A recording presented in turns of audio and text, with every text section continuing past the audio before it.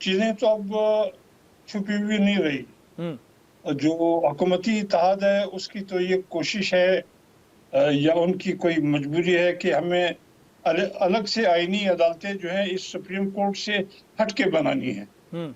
बज़ाहिर तो ये लॉजिक दिया जा रहा है कि जो पेंडेंसी ऑफ केसेस है जनरल पब्लिक की, उस पे बोझ कम हो जाएगा और ये अलग से जो कॉन्स्टिट्यूशनल कोर्ट होंगी ये सिर्फ ये कॉन्स्टिट्यूशनल मैटर्स को डील किया करेगी।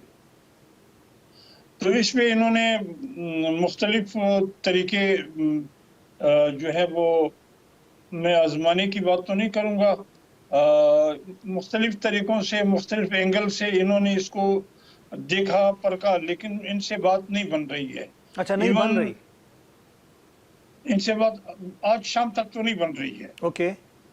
तो उस पे जमीयत उलमा इस्लाम की लीडरशिप जो है मौलाना फजल रहमान साहब की क़यादत में उनसे इनकी कई नशिस्तें हुई हैं, तमाम जमातों की हुई हैं, जिनको हमने बड़े फराख दिली से वेलकम किया है क्योंकि एक नेशनल इशू है।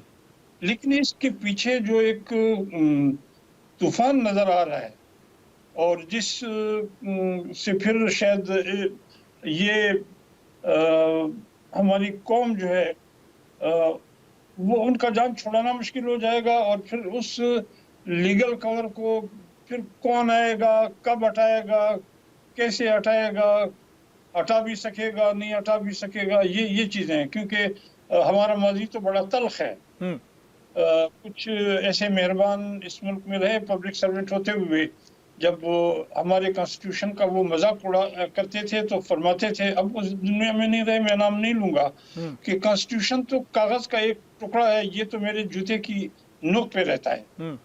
तो फिर और ये बेचारी कौम, ये 24-25 करोड़ अवाम बस देखती रही और बेबस रही। अब जमीयत उलमा इस्लाम और पीटीआई के दोस्त जो है या विद इन अदर पार्टीज जो शायद किसी मसलियत के तहत अपनी पार्टी की लीडरशिप को या नाराज नहीं कर सकते हैं या उनकी अंदरूनी कोई मजबूरी होगी, उन्होंने कहा कि अलग से आईनी अदालत जो है वो न बनाए। इसी सुप्रीम कोर्ट में जमीयत उलमा इस्लाम की तजवीज़ आज शाम तक ये है कि इसी सुप्रीम कोर्ट के अंदर एक अलहदा से बेंच बना लें और ताकि ये मौलाना साहब ने कहा है कि जी 5 सीनियर जजेस का एक बेंच बना ले जो कि सिर्फ आईनी मामलात को वो देखे।